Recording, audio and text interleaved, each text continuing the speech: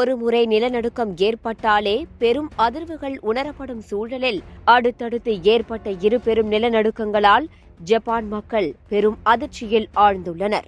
நிலநடுக்கங்களை அடுத்து ஜப்பானின் வானிலை ஆய்வு மையம் விடுத்துள்ள எச்சரிக்கை பரபரப்பை கிளப்பியுள்ளது. என்ன நடந்தது? முழு விவரத்தை பார்க்கலாம். ஜப்பான் நாட்டின் தெற்கு பகுதியில் இன்று காலை இரு நிலநடுக்கங்கள் உணரப்பட்டதாக அமெரிக்க புவியியல் ஆய்வு மையம் தெரிவித்துள்ளது. நாட்டின் தெற்கே அமைந்துள்ள கியூஷோ அண்ட் ஷிகோகோ தீவுகளில்தான் இந்த நிலநடுக்கங்கள் உணரப்பட்டுள்ளன. கியூஷு தீவில் இருந்து 29 கிலோமீட்டர் தொலைவில் கடல் பகுதியில் 33 கிலோமீட்டர் ஆழத்தில் முதல் நிலநடுக்கம் ஏற்பட்டுள்ளது. அடுத்த ஒரு சில நிமிடங்களில் மியாசாகி பகுதியில் இருந்து 20 கிலோமீட்டர் தொலைவில் கடலின் 26 மீட்டர் ஆழத்தில் நிலநடுக்கம் உணரப்பட்டுள்ளது. ரிக்டர் அளவில் சக்தி வாய்ந்ததாக 7.1 மற்றும் 6.9 இரு பெரும் நிலநடுக்கங்கள் பதிவாகியுள்ளது. மக்களிடையே பெரும் அச்சத்தை ஏற்படுத்தியுள்ளது. இந்த நிலநடுக்கங்களை தொடர்ந்து ஜப்பான் வானிலை ஆய்வு மையம் சுனாமி எச்சரிக்கையை விடுத்துள்ளது.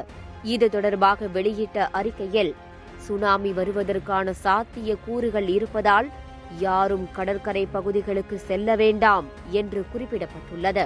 மியாசாகி பகுதியில் சுமார் 1 மீட்டர் உயரத்திற்கு சுனாமி அலைகள் எழுந்ததாக கூறப்படும் நிலையில் அடுத்தடுத்து சுனாமிகள் வருவதற்கான வாய்ப்புகள் இருப்பதாகவும் தெரிகிறது.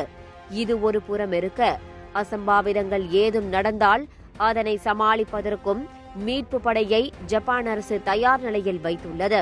அடிக்கடி நிலநடுக்கம் மற்றும் நில அதிர்வு போன்ற பிரச்சனைகள் சந்திக்கும் நாடாகவே ஜப்பான் இருந்து வருகிறது. சராசரியாக வருடத்திற்கு ஜப்பானில் சுமார் 1500 முறை நில அதிர்வுகள் ஏற்படுவதாக தரவுகள் கூறுகின்றன. உலக அளவில் ஏற்படும் நிலநடுக்கங்களில் 18% ஜப்பானில் மட்டுமே ஏற்படுகின்றன. இதனால் பல உயிர்கள் நிலநடுக்கத்திற்கு பலியாகி வரும் சூழலும் நிலவுகிறது.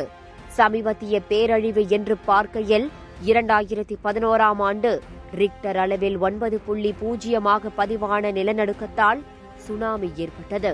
இதில் சுமார் 20,000 பேர் உயிரிழந்தனர். இப்போது ஏற்பட்டுள்ள நிலநடுக்கத்தால் உயிரிழப்புகள் ஏற்பட்டதாக செய்திகள் இல்லாவிட்டாலும் பாதுகாப்பு நடவடிக்கைகளை அந்நாட்டு அரசு துரிதப்படுத்தி வருகிறது.